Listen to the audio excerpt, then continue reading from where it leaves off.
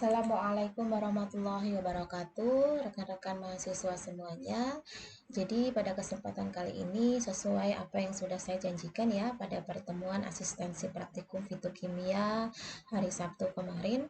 Jadi untuk mencari jurnal yang terindeks nasional itu memang tidak sembarangan. Kita butuh mengetahui secara mendalam jurnal yang terindeks nasional itu seperti apa sih? Seperti itu ya. Kenapa? Karena ini penting sekali agar kalian tidak menemukan jurnal-jurnal predator atau jurnal-jurnal yang itu hanya abal-abal. Artinya, ketika Anda menemukan jurnal abal-abal, tentunya ini akan membuat Anda tersesat ya, karena tidak sesuai dengan prosedur yang semestinya. Jadi pada kesempatan kali ini saya akan menjelaskan tutorialnya seperti apa ya. Jadi silakan Anda browsing ya, menemukan mesin pencarian Google seperti ini. Jadi tinggal kalian ketikkan saja ya. Untuk pencariannya adalah Sinta ya. Nah, sudah ada di sini Sinta Ristek Dikti ya. Jadi Sinta itu adalah Science and Technology Index ya. Jadi silakan Anda klik. Nah, tampilannya akan seperti ini. Anda tidak perlu login ya. Artinya kalau login itu berarti Anda akan publikasi ya, atau memang Anda bergerak di dunia penelitian. Ya mungkin nanti kalau sudah tugas akhir atau apa namanya karya ilmiah, mungkin karya Anda bisa ya dipublish di jurnal yang salah satunya adalah jurnal yang terindeks Sinta seperti itu. Oke, di sini kita lihat menu-menunya ya. Langsung saja di sini kalian klik search ya. Search ini ada jurnal, ada books dan lain-lain. Jadi karena kita ingin mencari jurnal, berarti silakan jurnalnya diklik ya. Nah, ini ada S1, S2, S3 sampai S6. Ini adalah indeks ya. Jadi S1, S2, S3, S4, S5, dan S6 ini adalah Sinta 1, Sinta 2 ya. Jadi semakin mendekati angka 1 berarti indeksnya semakin tinggi ya. Tapi dalam hal ini untuk pencarian referensi praktikum fitokimia saya tidak membatasi, yang penting di antara ini. Silakan Anda cari, kalau misal ada yang di Sinta 5 ya silakan diambil. Kalau ada yang di Sinta 3 ya silakan diambil ya. Semakin banyak Anda temukan semakin baik ya untuk referensi Anda. Oke, bagaimana caranya mencari? Jadi silakan di sini kan ada advanced search ya, silakan diklik. Nah, sebetulnya kalau Anda ingin spesifik ya, mencari jurnal yang sudah tahu ISSN-nya itu berapa, kemudian judulnya apa, nah itu mungkin akan lebih mudah dan lebih spesifik. Tapi dalam hal ini kan kita mencari referensi, artinya tidak hanya satu ya. Nah, silakan di sini ada kolom subjek ya, kalian klik. Nah, di sini ada banyak pilihan, apakah dia ekonomi, humanitis ya, hard, jadi atau science. Nah, di sini saya anjurkan untuk yang hard aja ya, klik hard. Nah, ini yang berkaitan dengan kesehatan, kemudian di search. Nah, oke, saya ulangi lagi ya. Jadi silakan Anda pilih dulu ya mau Sinta berapa. Sebenarnya saya ingin Sinta 1 ya. Klik dulu Sinta 1-nya. Kemudian advance-nya diklik ya. Kemudian saya hard-nya dan search. Nah, itu. Nah, silakan di sini kan banyak sekali nih ya jurnal-jurnal yang berkaitan dengan kesehatan ya. Anda bisa memilih salah satunya untuk melihat-lihat di dalamnya, atau bisa langsung untuk klik farmasi ya.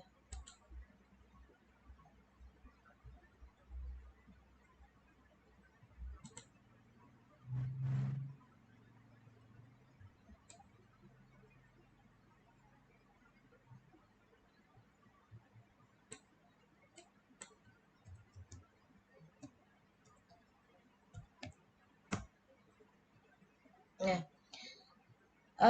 ketika saya klik farmasi ya, biasanya sih kalau nama jurnalnya itu pakai bahasa Inggris ya biasanya. Tadi saya klik farmasi nggak keluar, jadi pakai clue-nya adalah farmasi yang berbahasa Inggris seperti ini. Tapi di dalamnya itu tetap bahasa Indonesia, jadi hanya nama jurnalnya saja ya. Silakan Anda klik ya. Nah, di situ kita sudah masuk ke jurnal yang khusus tentang farmasi. Jadi bagaimana cara mencarinya? Boleh satu per satu karena pilihannya banyak ya di sini. Kalau mau cek satu-satu juga boleh, tapi kalau ingin spesifik yang misalkan itu berkaitan dengan praktikum kita, misalkan di sini saya akan mencari ekstrak ya. Oke, berarti di sini sudah banyak pilihan yang ada ekstraknya. Contoh, daya antioksidan ekstrak etanol daun kemuning ya, secara in vitro, ekstrak etanolik biji buah pinang ya, atau kandungan senyawa kimia dan efek ekstrak air daun bangun-bangun pada aktivitas fagositosit, neutrofil, tikus putih, dan seterusnya. Tapi sebetulnya kalian itu tidak boleh terlalu sempit ya mencari referensinya. Apalagi kalau itu dikaitkan dengan sampel. Karena kalau sampel ini kan masih luas sekali ya, tergantung apa yang akan diteliti gitu ya. Tapi dalam hal ini saya lebih merekomendasikan kalian atau menyarankan kalian untuk mencari metodenya. Karena metodenya hampir semua sampel sama, mau sampel apapun. Hanya saja nanti mungkin perlu telaah lagi sifat dari sampel kita itu apa gitu ya. Jadi seperti apa yang sudah dijelaskan kemarin ya, bahwasanya senyawa-senyawa yang akan kita tarik dari sampel itu bersifat polarkah atau non polarkah. Nah, itu nanti biasanya di jurnal-jurnal sudah dijelaskan senyawa apa yang akan ditarik. Misalkan senyawa yang ditarik itu adalah senyawa flavonoid misalkan, atau senyawa tanin atau yang lainnya. Nah, itu bersifat apa? Apakah polar atau non polar, atau yang akan ditarik itu adalah minyak atsirinya gitu ya. Nah, itu berarti yang ditarik adalah senyawa non polarnya. Nah, seperti itulah. Jadi silakan Anda banyak baca-baca di sini ya. Saya ambil contoh satu aja ya di sini. Saya klik. Nah, nanti akan keluar seperti ini.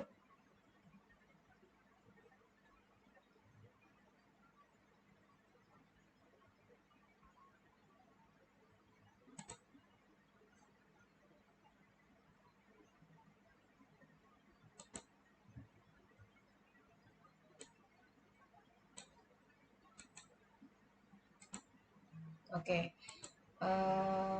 ini sepertinya dikunci ya. Nggak apa-apa, kita cari yang lain. Misalkan ini.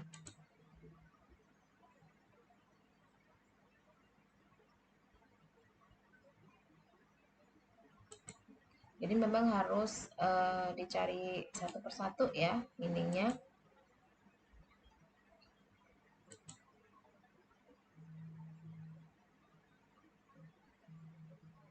Nah, ini misalkan saya ambil efek antiangiogenic ya, ekstrak etanolik daun sambung nyawa ya.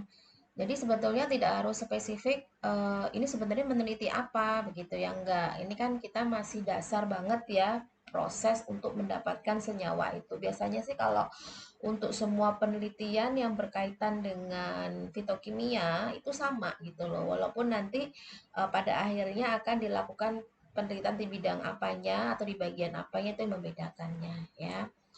Jadi di sini kalian lihat ya metodenya. Nah, tentunya untuk metode, nah sama kan di sini untuk ekstrak. Nah, itu yang dibutuhkan adalah ekstrak etanolik. Berarti dia menggunakan pelarut etanol ya. Jadi hampir sama kalau untuk screening awal ya, tetap kita itu melibatkan proses ekstraksi gitu ya, ini contohnya. Atau yang lainnya misalkan ini.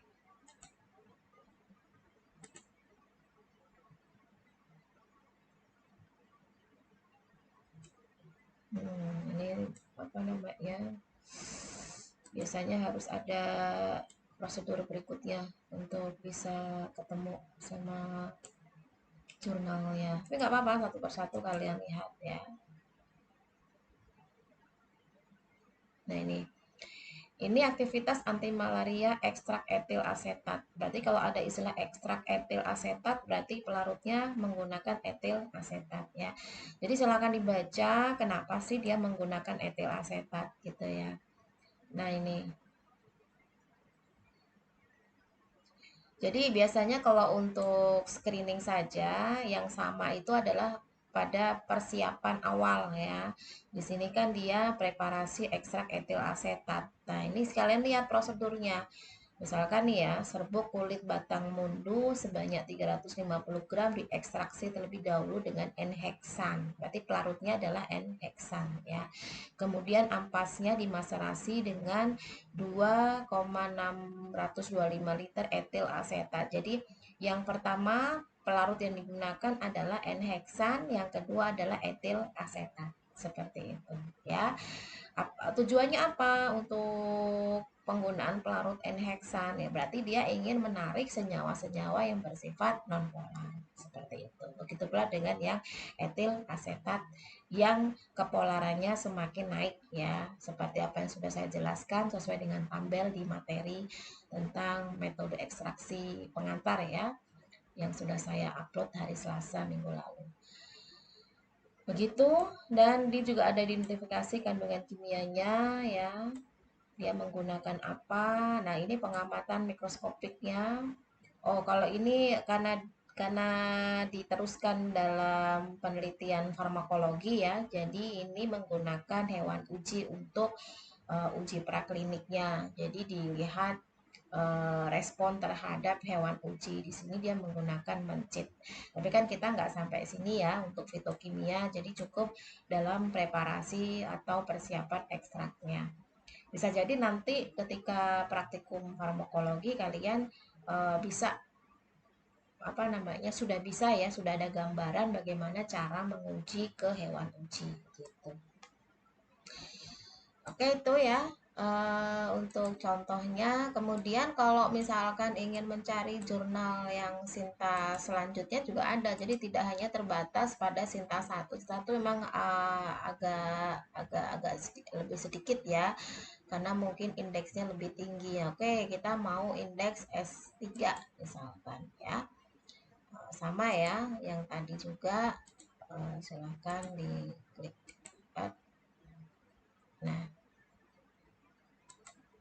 jadi memang kalau mencari jurnal itu nggak boleh terburu-buru ya. Artinya memang harus kalian itu jeli gitu ya. Gagal cari lagi, gagal cari lagi. Jadi nggak ada istilah cari jurnal itu langsung berhasil, itu enggak. Oleh karena itu butuh ketelatenan sama kesabaran. Nah, di sini saya nemu satu nih ya. Saya ambil aja, yang lain banyak ini. Ini sudah kata kuncinya tadi sudah farmasi. Jadi semuanya farmasi yang ditemukan. Misalkan jurnal ilmiah farmasi ya, saya klik. Nah, mungkin dengan yang sama ya. Nah, ini misalkan uji efektivitas ekstrak etanol. Nah, ini semoga bisa.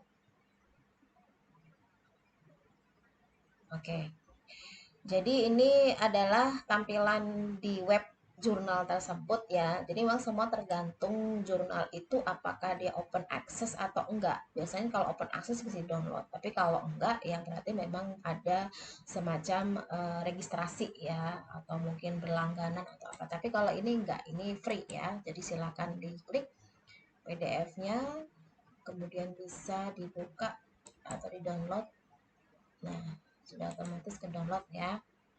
Oke, ini adalah uji efektivitas antiinflamasi ekstrak etanol daun serikaya terhadap udema kaki tikus. Jadi memang fitokimia itu erat kaitannya ya dengan farmakologi, karena kita tentu tidak hanya sekedar ingin tahu senyawanya apa yang terkandung pada sampel herbal yang kita gunakan, tapi efek farmakologinya seperti apa. Karena kan harapannya kan itu nanti bisa diterapkan pada manusia. Tapi sebelum ke manusia tentunya secara kode etisnya itu harus dilakukan terhadap hewan uji sebagai tahap untuk praklinisnya seperti itu ya. Dan biasanya hewan uji dapat digunakan itu bisa tikus putih, bisa mencit, hewan-hewan yang sekiranya tidak terlindungi tapi bisa memberikan efek yang sama kalau misalkan itu diterapkan pada manusia yang mungkin nanti ada konversi dosisnya seperti itu ya. Jadi kalau misalkan menggunakan kelinci boleh-boleh, tapi kalau kelinci itu kan sifatnya hewan yang bisa dikatakan dilindungi peliharaan gitu ya. Artinya selain itu juga kan kita butuh hewan uji yang banyak, tidak cuma satu dua gitu ya. Jadi dalam satu kali mungkin kita butuh 30, misalkan dua kali replikasi 60. Nah kan itu kan banyak. Biasanya kita menggunakan hewan-hewan yang sederhana gitu ya, yang itu jangkauan harganya lebih murah dan tidak dipelihara seperti itu. Tapi bagaimana kalau kita menggunakan hewan uji tikus yang itu dari got misalkan, yang nggak boleh, harus secara apa namanya itu, galurnya itu harus sama. Nah, itu ya. Dan tidak boleh beda-beda, satunya mencit, satunya tikus, tuh nggak boleh. Nah, ini adalah kompleks ya. Jadi ada fitokimianya, ada farmakologinya. Nah, ini kalian bisa lihat di preparasinya atau apa namanya itu, persiapan sampelnya ya. Jelas pertama kali itu ada proses preparasi ekstrak. Nah, di sini untuk ekstrak daun serikaya dia menggunakan prinsip pemisahan ya dari bagian yang tidak digunakan kemudian dicuci bersih. Ini sama lah ya dengan pembuatan simplisia pada umumnya yang sudah saya jelaskan singkat waktu itu di asistensi. Kemudian, nah ini metodenya menggunakan ekstraksi reflux ya. Nah, itu nanti akan lebih mudahnya akan saya jelaskan di materi kedua ya untuk metode ekstraksi. Kenapa harus reflux? Kenapa bukan maserasi? Nah, itu yang harus kalian kuasai dan harus kalian pahami ya. Biasanya sih untuk penentuan metode ekstraksi itu disesuaikan dengan kandungan senyawa di dalamnya. Ya, kemarin itu kan tugas yang sudah saya berikan itu ada metode panas sama metode dingin ya. Jadi silakan kalian pelajari lagi kenapa harus menggunakan metode panas, kenapa kok tidak yang dingin atau sebaliknya. Semua itu ada alasannya ya. Jadi itu bisa mendasari studi pustaka yang nantinya akan kalian presentasikan. Misalkan sampelnya adalah daun anting-anting. Misalkan kenapa kok dilakukan maserasi? Misalkan selain sederhana, juga senyawa-senyawanya itu mungkin seperti apa gitu ya. Karena kita prinsipnya itu kalau untuk metode ekstraksi itu sesimpel mungkin ya, sederhana mungkin. Kalau semisal pakai cara sederhana bisa, kenapa menggunakan cara yang sulit? Kecuali kalau memang cara sederhana itu nggak bisa, daripada nanti senyawanya banyak yang rusak atau malah nggak ketarik, makanya kita menggunakan metode yang lebih sulit ya. Artinya itu butuh tenaga dan butuh alat tentunya yang lebih ekstra. Tapi selama itu masih bisa menggunakan metode yang sederhana, misalkan masalah ASI, ya nggak masalah. Ya mungkin nanti ada pemisahan lebih lanjut yang itu berdasarkan kepolarannya. Dan silakan ya Anda baca-baca lagi itu caranya mencari jurnal, begitu pula yang lainnya. Kan untuk jurnal tadi saya klik jurnal S3 ya. Nah, ini kan banyak nih. Ada jurnal ilmiah farmasi, ada farmakologi dan klinik, dan ini khusus untuk farmakologi ya. Ada Journal of Tropical Pharmacy and Chemistry. Pokoknya silakan cari, atau jurnal farmasi Galenica. Ini kaitannya dengan bahan herbal ya. Nah, ini khusus nih bahan herbal nih. Misalkan uji aktivitas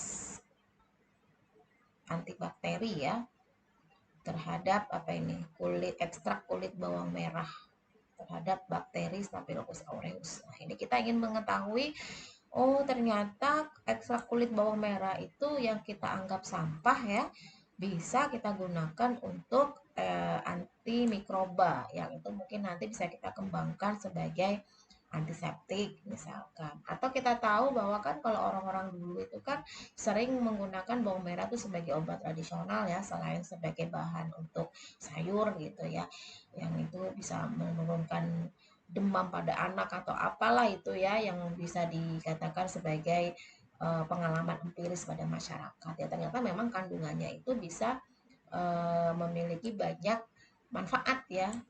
Tuh, jadi silakan di-download PDF-nya. Oke, itu yang dapat saya sampaikan. Jadi silakan Anda belajar, silakan Anda mencari-cari, ini silakan diumpek-umpek ya, sesuai dengan yang kalian butuhkan. Tapi ya jangan lupa ya, kalau untuk apa sumber yang lain ya, misalnya seperti yang sudah disampaikan waktu itu, seperti farmakope herbal, ya, itu semua harus digunakan juga sebagai panduan kalian dalam melaksanakan praktikum fitokimia dalam satu semester ya. Oke, itu semoga kalian tetap semangat, jangan menyerah karena tidak ada yang sulit ya. Artinya memang segala sesuatu itu memang tidak mudah, tapi tidak ada yang tidak mungkin selama kalian mau berusaha dan berjuang. Intinya jangan pernah menyerah ya. Oke, itu dari saya. Terima kasih. Selamat mengerjakan. Assalamualaikum warahmatullahi wabarakatuh.